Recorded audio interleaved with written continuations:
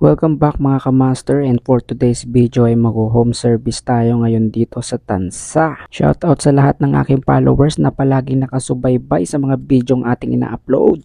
Okay, Rebond simulan na and natin ang Brazilian ating munting Botox. tutorial. Ang ating client for today ay gagraduate na ngayon, kaya kailangan natin siyang iriban at pagandahin. Almost 1 year na yung recruit ng kanyang buhok o yung kanyang bagong tubo.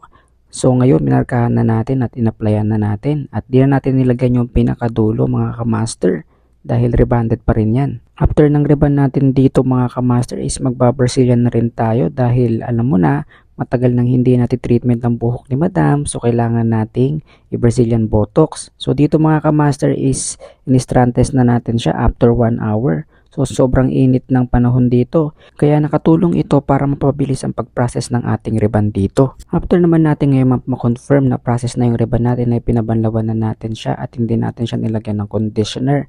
Banlaw lang po siya.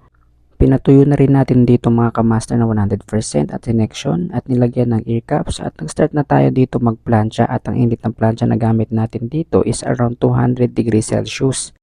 So habang nagpa-plancha ako dito mga kamaster ay hindi namin inaasahan na magkakaroon ng brown out. So yan, nakaka-bad trip lang dahil yung momentum ng pagpa-plancha ko dito mga kamaster is mahihinto. Yun lang. So no choice tayo dito kaya kailangan nating huminto mga kamaster. At yan, nagpahinga muna tayo dito sa bandang malilim dahil sobrang init nga.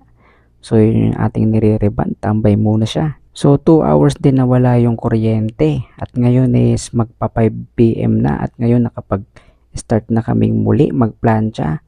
So ayan mga kamaster, hindi na masyadong mainit pero malapit nang lumubog yung araw. Dahil sa tagal ng pagbalik ng kuryente mga kamaster, muntik na ako mawalan ng pag-asa dito at gusto ko na lang mag-back out. Pero dahil malapit na yung graduation ni madam, so kailangan namin tapusin ang nasimulan namin. So ayun na mga kamaster, nakatatapos lang namin magplansya dito at yan, i-flex natin ng konti. Pina-cool down muna natin dito ng konti mga kamaster para lumamig bago natin lagyan ng neutralizer. Yehey! After 15 minutes dito mga kamaster ay pinabanlawan na natin siya at nilagyan natin siya ng Brazilian Botox. After 1 hour natin maibabad dito mga kamaster ng Brazilian Botox ay pinatuyo na natin siya at pinlansya. At kinupitan na rin natin dito mga kamaster dahil ang gusto ng ating client ay yung naka-layered.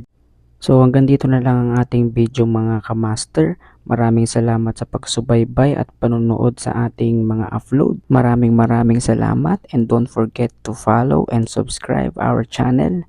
And this is your boy Johnny Boy. Hanggang sa muling pagkikita mga kamaster.